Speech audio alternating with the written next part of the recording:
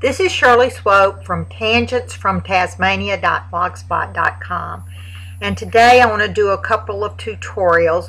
One of them is to show you how you can add faux stitching to a shape like I have done around these shapes, and the other is to show you how you can combine a shape like a circle or an oval or even a square with a fussy cut image so that you get this overhang effect. I know that it can be done with spellbinders. To me, it's harder to do with spellbinders than it is for me to do it with the Cameo. So I'm going to do two tutorials. The first one is going to show you how to do the stitching.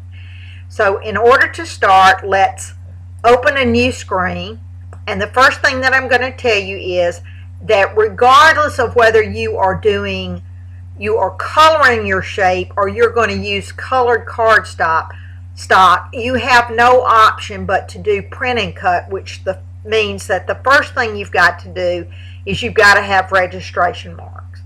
Also, unless your printer can print 12-inch wide paper, you're going to be limited to 8.5 by 11 cardstock. So I'm going to set my paper at 8.5 by 11, and I'm going to put my registration marks in. Because regardless of whether I use colored cardstock or I do a print and cut of everything, I am going to have registration marks to get the stitching properly inside of the shape that I cut. So, easiest thing in the world for me to do is to start with just a basic square. So I'm going to choose a rectangle, and I'm going to choose a rectangle. And I'm going to make it really big so y'all can see what I'm doing. And then I'm going to zoom in so you can see what's happening. I want to get up here in the corner so that you can see. Now, I've got my rectangle selected. The way that we want to add stitching is I want stitching inside of this, and I want it to mirror the shape of my original file. So to do that, we want to choose open the offset window. It's the white square with the doorknob looking thing on it. And when you do, it gives you two choices. Just to show you what I'm talking about now, I have a rectangle selected. If I choose offset, it goes and creates a rectangle on the outside of my original, and you'll notice it has rounded corners, and that's because it defaults to round here. If I choose corner, it goes there. It also creates a 1/4 inch default offset. So this outer rectangle is 1/4 inch wider around than the internal. Basically a 1/2 inch bigger altogether. Now, let me do a Control Z, go back to where I was. This is I don't want outside, I want inside. So we want to choose internal offset. And I want to make sure that the corner is selected, and it created, I'm going to zoom in and then I'm going to have to zoom out and start over again because that's just the way this program works. I have an internal rectangle that is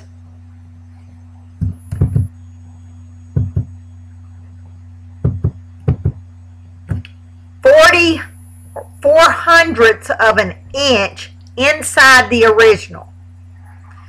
Now, so y'all can see what's really going on, I want to zoom in. I want to get over here in the corner, and I'm going to choose internal offset, and it created an internal rectangle that's 4/100 of an inch inside of the original. I want it bigger than that. That's just a little too close. So what I'm going to do is I'm going to use my up and down arrows, and I want it further in, so I want to increase the size.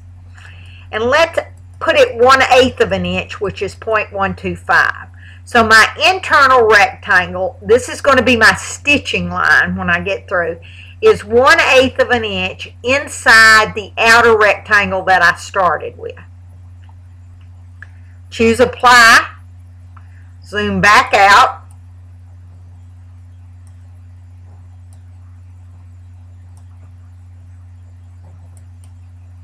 and I have two rectangles. So they look like a square and they're pretty close, but they are rectangles.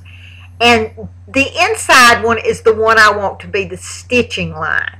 So that I don't get any confusion and get on the wrong one, I'm going to left click on the outside, choose the big one, and drag it to the side for the time being. And then I'm going back here, zoom in so y'all can see what I'm doing. And now I want to select that internal rectangle and I want to give it some line texture. This is where you create the line effect or the stitching effect. First off, if I have it selected, if I go and open the cut style window, it will show you that this line is going to cut. Don't want it to cut. So first thing you do is choose cut style window and tell it no cut. Then I'm going to give it some color so that you can see it. It's in red right now. I'm going to make it black so that you, oh no, I think I'll make it blue. I think you might be able, nah, black. So it's a black line, and now I want to left click on the open the line style window. The line style window says it is a solid line. It wouldn't print though, and the reason it wouldn't print is because it has no thickness. So with it selected, this is where I get it to print by changing the thickness, and you can make it as thick as you want to. Don't know that you want it that thick. So I'm going to go back down to about 1.25. And now if I printed, it would print a solid line inside of the original when I move it back. By choosing these, you get different stitching effects. So I'm just going to click on them individually so that you can see the effect. Scroll down. This one actually looks more like stitching than any of them to me, but it's for interesting effects. Here's a long and a short, and then this is the long and two shorts. So let's use the stitching effect. And this is the one I want to choose. This is the print line that's going to print inside my border. It's going to be 1.25 thickness. And now let's zoom back out. And this is the square.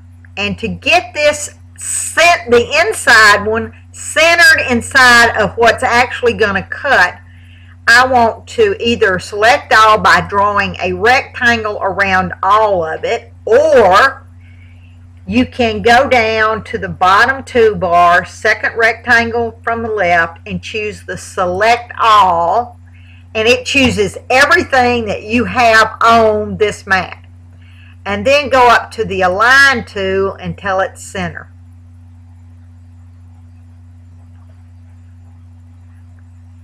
To change the size and keep everything proportional, once everything is selected, go to the outermost rectangle, grab any one of those corners and do a drag to make it the size you want. And if I choose the outer and fill it with some color so you can see what's going on, oops, that's not a good color. There you can actually see that I have got a black dash line that will print inside of this red rectangle. Again, if you put red cardstock, you would print the red cardstock, it would print this line, you would put it on your mat and cut it. To do any shape, it's the same process. It doesn't matter. So if I take this oval right here and bring it in, pull this over here to the side. I want to select it, choose my offset, internal, gonna go up to, this time I'm gonna go up to 0.25 so y'all can see what's going on. Apply. Choose the internal, tell it no cut. Line style, I want to make it 1.5, and then I want to choose the dashed, and I want to give it some color, so let's give it a dark blue and color the outside a nice pink. Whoops, didn't click. Choose fill, pink, ooh, purple, a little too dark. And now if I did select all down here, it would select this one and this one, and I don't want to do that. So I want to make sure that I'm outside all of the purple, and I'm going to resize it.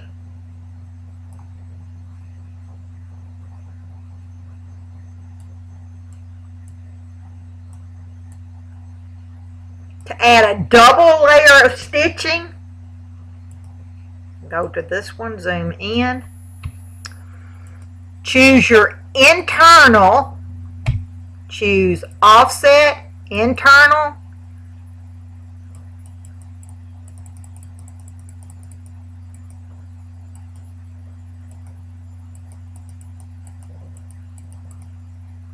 apply, and when you look, it copies whatever this is. So it was a black dashed with a thickness of 1.5. If I choose this one now and look at the line style, it's going to have the same thickness of 1.25 that this one has. So it mimics whatever it insets off of, if that makes sense. So that's how you would add in faux stitching to an image. And as far as I'm concerned, this beats sewing paper on a sewing machine any day of the week. My next tutorial will combine this one with how to do a fussy cut with a shape. Thank you.